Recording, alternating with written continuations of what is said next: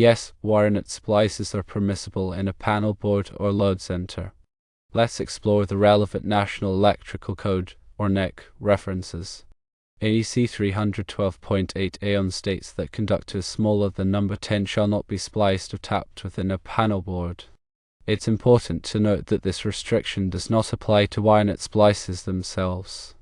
NEC 312.8 first specifies that splices shall be accessible after the panel board has been installed in its final location. Again, this requirement does not apply to Wirenut splices. Therefore, the code permits Wirenut splices within panel boards and load centers. Now, let's consider inspection guidelines. While Wirenut splices are permissible, they must meet certain requirements for inspection purposes. NEC 110.14 emphasizes that electrical connections shall be made in a neat and workmanlike manner. This means that the splices should be organized, secure, and not create a hazard. NEC 110.14b states that conductors shall be spliced or joined with approved splicing devices or connectors. Wirenuts are approved splicing devices when used correctly. NEC 110.14c requires that splice connections shall be mechanically secure and shall not result in loose or faulty connections. This is a critical safety aspect of any electrical connection. In addition to these code references, there are additional considerations for using Wirenut splices in panel boards and load centers. Firstly, Wirenut splices should be made with the proper size Wirenut for the conductors being spliced. Using the wrong size Wirenut can lead to loose connections and potential hazards. Secondly, the splices should be properly twisted and secured to ensure a tight connection. A loose connection can cause arcing, overheating, and even fires. Thirdly, the splices should be located in an accessible area within the panel board or load center.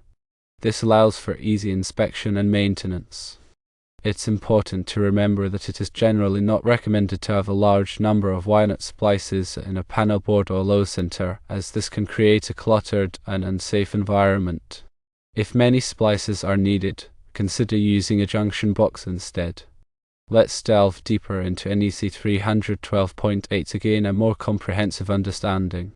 This section specifically addresses the restrictions on conductors and splices within enclosures for switches or overcurrent devices. Subsection outlines the limitations on space in enclosures.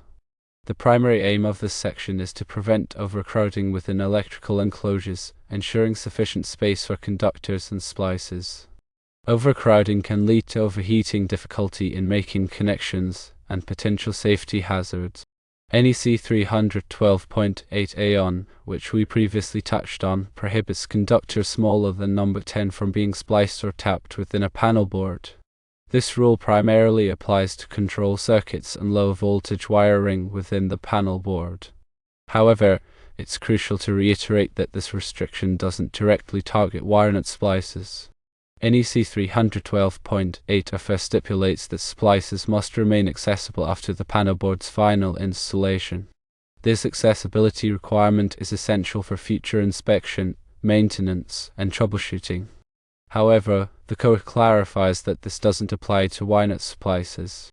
Moving on to NEC 110.14, it's crucial to recognize its broad scope, encompassing general requirements for electrical connections. Subsection A mandates that electrical connections be executed in a neat and workmanlike manner.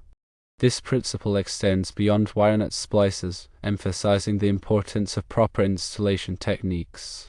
Subsection B specifies that conductors should be spliced or joined using approved splicing devices or connectors. Wirenuts, when employed correctly, are considered approved splicing devices. However, it's crucial to select the appropriate size and type of Wirenut for the specific conductors being joined. Subsection C stresses the need for splice connections to be mechanically secure, preventing loose or faulty connections. This mechanical security is paramount to ensuring the long-term reliability and safety of the electrical system. The proper twisting and tightening of Wirenuts play a crucial role in achieving this. When working with Wirenut splices in panel boards and load centers, several additional considerations come into play.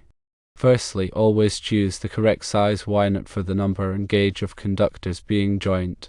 Manufacturers provide charts that indicate the appropriate wirenut size for various conductor combinations. Secondly, ensure that the conductors are properly stripped to the correct length. Insufficient stripping can lead to poor connections, while excessive stripping can expose bare conductors and create a safety hazard. Thirdly, firmly twist the conductors together before applying the wire nut. This ensures a secure mechanical connection that won't loosen over time. Fourthly, tighten the wire nut securely onto the twisted conductors. The wire nut should be snug but not over-tightened, as excessive force can damage the wire nut or conductors. Fifthly, always inspect the completed splice to ensure that no bare conductors are exposed. Any exposed conductors should be covered with electrical tape or heat shrink tubing. Sixthly, organize the splices neatly within the panel board or load center. Avoid creating a tangled mess of wires, as this can make it difficult to troubleshoot problems and can create a safety hazard. Seventhly, when dealing with a large number of splices, consider using a separate junction box to reduce clutter within the panel board or load center. This can improve accessibility and safety. Eighthly, be mindful of the ampacity of the conductors being spliced. The wire nut and the splice itself must be rated for the ampacity of the conductors. Ninthly, when working with aluminum conductors, use wire nuts that are specifically designed for aluminum to aluminum or aluminum to copper connections. These wire nuts typically contain an antioxidant compound that prevents corrosion. Tenthly, always energize the circuit before making any splices. Working on live circuits is extremely dangerous and can result in serious injury or death. In summary, Wirenut splices are permissible in panel boards and load centers, provided that they meet the requirements of the NEC and are installed in a neat and workmanlike manner. Always follow best practices and safety precautions when working with electrical connections. Let's further explore some specific scenarios and address some frequently asked questions regarding wirenut splices in panel boards and load centers.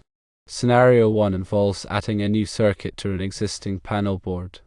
You need to tap into an existing circuit to power a new lighting fixture. Can you use wirenut splices within the panel board to make this connection? The answer is yes. You can use wirenut splices, provided that you adhere to the NEC requirements outlined earlier. Ensure that the conductors are properly sized, the wire nuts are appropriate for the conductor combination, and the splices are made in a neat and workmanlike manner. Scenario 2 involves extending a circuit within a panel board. You need to extend an existing circuit to reach a new outlet. Can you use wirenut splices within the panel board to extend the circuit? Again, the answer is yes. Wirenut splices are permissible in this scenario, as long as you comply with the NEC guidelines. Use the correct size wire nuts, ensure secure connections, and organize the splices neatly. Scenario 3 involves repairing a damaged conductor within a panel board. A conductor has been accidentally cut or damaged. Can you use wirenut splices to repair the conductor within the panel board? Yes, wirenut splices can be used to repair the damaged conductor, provided that the splice is made in accordance with the NEC requirements. Remove the damaged section of the conductor, strip the ends of the remaining conductors, and use the appropriate size wire nuts to create a secure and reliable splice. Now let's address some frequently asked questions. Firstly, are there any restrictions on the number of wirenut splices allowed within a panel board or load center? While the NEC doesn't specify a maximum number of wirenut splices, it's generally recommended to minimize the number of splices to avoid overcrowding and potential safety hazards. If you need to make a large number of splices, consider using a separate junction box. Secondly, can I use different types of wire nuts within the same panel board or load center? Yes, you can use different types of wire nuts, as long as each wire nut is appropriate for the specific conductor combination and meets the NEC requirements. However, it's generally recommended to use the same type of wire nut throughout the panel board or load center to maintain consistency and simplify maintenance. Thirdly, do I need to label the wire nut splices within the panel board or load center? While labeling is not explicitly required by the NEC, it's a good practice to label the splices to identify the circuits they serve. This can be helpful for future troubleshooting and maintenance. Fourthly, can I use Wirenut Splices for grounding conductors within a panel board or load center? Yes, Wirenut Splices can be used for grounding conductors, as long as the wire nuts are specifically listed for grounding purposes. These wire nuts typically have a green color and are designed to provide a reliable grounding connection. Fifthly, what should I do if I find loose or faulty Wirenut Splices within a panel board or load center? If you find loose or faulty Wirenut Splices, it's important to address them immediately. To energize the circuit, remove the faulty wire nuts, strip the conductors, and install new wire nuts to create a secure and reliable connection. Now let's delve deeper into the topic of accessibility of splices within panel boards and load centers. As we discussed earlier, NEC 312.8 requires that splices be accessible after the panel board's final installation. However, it's important to understand the intent behind this requirement. The primary purpose of the accessibility requirement is to allow for future inspection, maintenance, and troubleshooting of the splices. If the splices are buried behind walls or other obstructions, it would be difficult to access them for these purposes. However, the code recognizes that Wirenut Splices, when properly installed, are generally reliable and do not require frequent maintenance. Therefore, the code makes an exception for Wirenut Splices, stating that the accessibility requirement does not apply to them.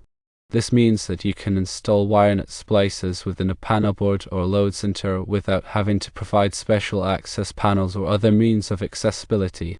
However, it's still important to organize the splices neatly and avoid creating a tangled mess of wires, as this can make it difficult to troubleshoot problems even if the splices are technically accessible. Furthermore, it's always a good practice to document the location of the splices within the panel board or load center. This can be done by creating a wiring diagram or labeling the circuits. This documentation can be helpful for future maintenance and troubleshooting, even if the splices themselves are not directly accessible. Now let's consider the topic of conductor ampacity and wire nut selection. Ampacity refers to the current carrying capacity of a conductor, typically measured in amps. It's crucial to select conductors and wire nuts that are properly rated for the ampacity of the circuit. If the conductors or wire nuts are undersized, they can overheat and create a fire hazard. The NEC provides tables that specify the ampacity of various conductor sizes and types. These tables take into account factors such as the conductor material, insulation type, and ambient temperature. When selecting wire nuts, it's important to choose wire nuts that are rated for the ampacity of the conductors being spliced. Wire nut manufacturers typically provide information on the ampacity ratings of their products. It's also important to consider the temperature rating of the wire nuts. A temperature rating indicates the maximum temperature that the wire nut can withstand without degrading. Choose wire nuts that are rated for the expected operating temperature within the panel board or load center. In addition to ampacity and temperature ratings, it's important to consider the voltage rating of the wire nuts. The voltage rating indicates the maximum voltage that the wire nut can safely handle. Choose wire nuts that are rated for the voltage of the circuit. Now let's discuss the importance of using listed and labeled wire nuts. The term listed means that the wire nut has been tested and certified by a recognized testing laboratory such as Underwriters Laboratories or all. The term labeled means that the wire nut bears the mark of the testing laboratory, indicating that it has been listed. Using listed and labeled wire nuts is essential for ensuring the safety and reliability of the electrical system. Listed and labeled wire nuts have been tested to meet specific safety standards and performance requirements. They are designed to provide a secure and reliable connection that will not loosen or fail over time. Using non-listed or non-labeled wire nuts can be dangerous, as they may not meet the required safety standards. They may be prone to loosening, overheating, or even causing a fire. The NEC requires that all electrical equipment and materials be listed and labeled. This requirement applies to wire nuts as well. When purchasing wire nuts, always look for the UL listing mark or the mark of another recognized testing laboratory. If you are unsure whether a wire nut is listed and labeled, consult with a qualified electrician or electrical inspector. In conclusion, Wirenut splices are permissible in panelboards and Loadcenters, but it's crucial to adhere to the NEC requirements and follow best practices for installation. Always select the correct size wire nuts, ensure secure connections, organize the splices neatly, and use listed and labeled products. By following these guidelines, you can ensure a safe and reliable electrical system. Remember to always de-energize the circuit before working on any electrical connections, and consult with a qualified electrician if you have any doubts or concerns. Electrical work can be dangerous, and it's always better to be safe than sorry. Consider additional safety measures, such as wearing appropriate personal protective equipment, or PPE, including safety glasses and gloves. These precautions can help protect you from electrical shock and other hazards. Before commencing any electrical work, conduct a thorough inspection of the work area to identify potential hazards. Look for exposed wires, damaged equipment, and other safety risks. Address any hazards before starting the work.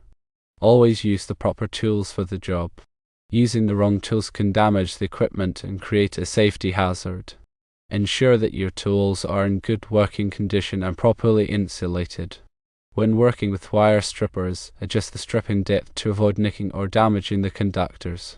Nicks and damages can weaken the conductors and create a potential failure point.